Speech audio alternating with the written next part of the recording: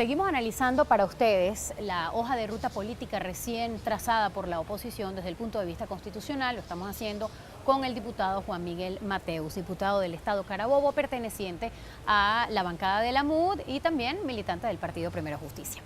Bueno, dejaba yo en el aire, para aprovechar que está con nosotros rápidamente, esta duda acerca de cómo se defiende la enmienda constitucional. ¿Cuál es el mecanismo para que eso proceda en el plano de los hechos? Bueno, lo primero, y creo que no lo pasamos por debajo de la mesa, es decirle a Nicolás que por supuesto que queremos cambiarlo.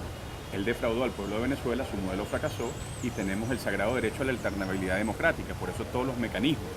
Respecto de la enmienda es tramitada, se tiene la iniciativa popular, un grupo de diputados, y es tramitada tal cual como un proyecto de ley.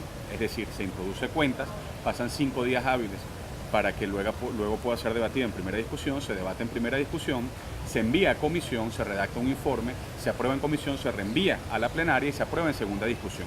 Hasta ahí el procedimiento es el procedimiento legislativo, pero como es una modificación de la Mayoría, ¿con qué mayoría? Con mayoría simple. Pero como es una una modificación de la Constitución, entonces esta tiene que ser aprobada por el pueblo.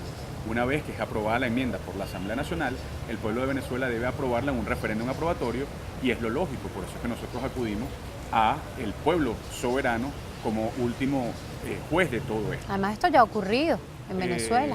Bueno, hemos tenido enmiendas, se han aprobado enmiendas. Nosotros hemos ganado la reforma, ¿te recuerdas el año 2007 cuando ganamos la reforma? O sea, evitamos que se reformara la Constitución, luego vino la enmienda que la ganó el presidente Chávez. No es nada nuevo, por eso Nicolás Maduro no tiene por qué rasgarse las vestiduras. Ahora, desde el punto de vista del referéndum revocatorio, nosotros apostamos a las fuerzas del pueblo de Venezuela y apostamos a una ley de referéndum. En los próximos días se va a llevar a cuenta de la Asamblea Nacional una ley de referéndum para desarrollar el derecho político y constitucional que tenemos los venezolanos de ejercer el revocatorio, de revocar la magistratura, y eso Nicolás Maduro sabe que está en el marco de la Constitución. ¿Qué sería lo más importante de esa ley? Porque hay varias preocupaciones, ¿no? Una es que podría ser el TSJ con el tema de la retroactividad de la ley en Venezuela. La ley en Venezuela no tiene efecto retroactivo. Y mucha gente dice, mucha gente dice que qué pasaría si entonces el TSJ dice, sí, todo muy bien, pero eso no es en este periodo, es en el que viene. Bueno, en general... Tomando en cuenta además la actuación reciente del TSJ. No, el TSJ es el peor enemigo del cambio en Venezuela en este momento. Es la trinchera última de Nicolás Maduro y por eso desde la Asamblea Nacional vamos a reformar la ley orgánica del Tribunal Supremo de Justicia para solucionar ese problema. Pero lo que te decía es que cualquier iniciativa, no me extrañaría que incluso la renuncia, el TSJ diga que no acepte la renuncia de Nicolás Maduro, pero cualquier iniciativa de cambio como la enmienda o como el referéndum va a tener bajo su acecho al Tribunal Supremo de Justicia. En el caso de la enmienda, el acecho va a ser directamente sobre la Asamblea Nacional.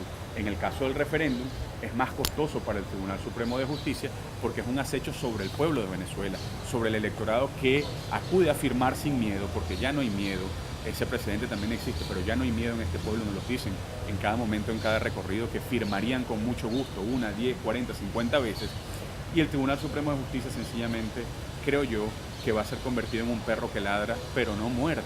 Lo que sí le decimos al pueblo de Venezuela es lo siguiente. El 6 de diciembre dimos una gran lección cívica para el país. Nadie pensaba que íbamos a ganar y a ganar de un modo tan contundente como ganamos. Y nosotros siempre decíamos antes de esa elección que nosotros no confiábamos en Tibisay y Lucena, que no confiábamos en el CNE, que no confiábamos en el ventajismo del gobierno, pero que sí confiábamos en la fuerza del pueblo de Venezuela y en su capacidad de organizarse para el cambio. Quizás la contundencia del resultado es el factor más determinante para esto.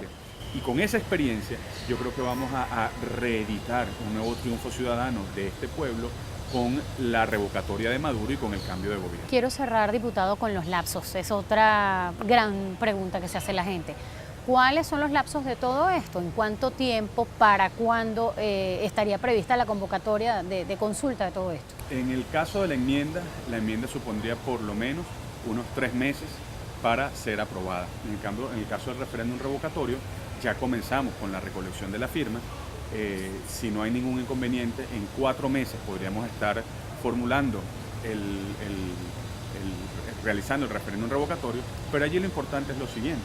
Lo importante es saber que el velocímetro del cambio lo tiene el pueblo de Venezuela, lo tiene nuestra capacidad de organizarnos, lo tiene nuestra capacidad de estar en la calle constitucionalmente, activando los mecanismos, y estoy confiado en que vamos a lograr para Venezuela el cambio político este año, y Nicolás Maduro tendrá que ser parte del pasado como ya lo es. ¿Por qué es importante que sea este año y no el que viene?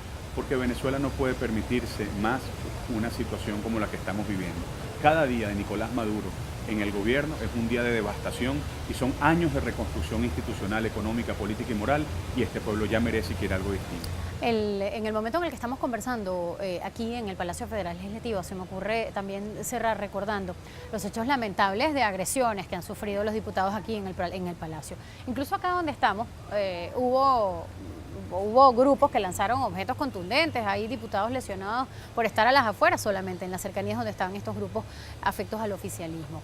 ¿Qué garantía se le da a su elector de que a pesar de que prácticamente lo cercan aquí, personas que les adversan políticamente, de que el Tribunal Supremo de Justicia cada vez insiste más en dejar a la Asamblea Nacional desprovista de las competencias constitucionales para hacer su trabajo, ustedes van a poder seguir haciéndolo, ¿no? Bueno, tienen una deuda con su elector. Nuestro camino es el compromiso de cambio del 6 de diciembre, que es el mandato de cambio que nos dio el pueblo, y para eso nos vamos a aferrar a la Constitución y al pueblo de Venezuela.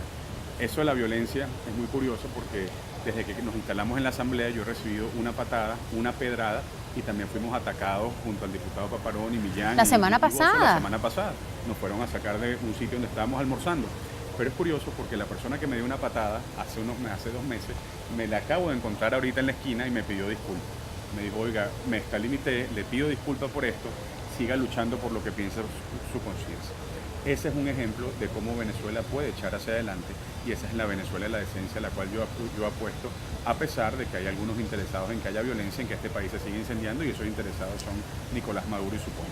La activación de la Carta Democrática contra Venezuela, que implicaría una reflexión de un minuto antes de irme, para no dejarlo sin eso. Yo creo que la Carta Interamericana es un mecanismo continental que llevaría fundamentalmente a sanciones políticas, a sanciones de congelamiento de situaciones internacionales, pero la Carta yo la reivindico en 2 sentidos. La Carta tiene 2 pilares. Un primer pilar es el reconocimiento de los pueblos a derrotar la pobreza y vivir sin la pobreza, y otro el derecho de los pueblos a vivir en democracia y a alternar el ejercicio del poder.